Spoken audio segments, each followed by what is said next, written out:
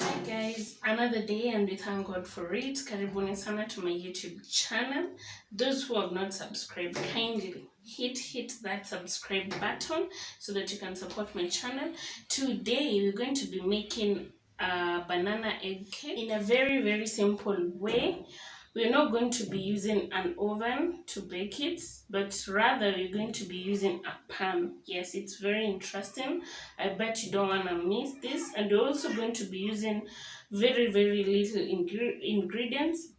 Hakutakuwa na margarine, a lot of sugar, we put flavors and all that. No, ni very little ingredients. So watch out for them. Let's do this.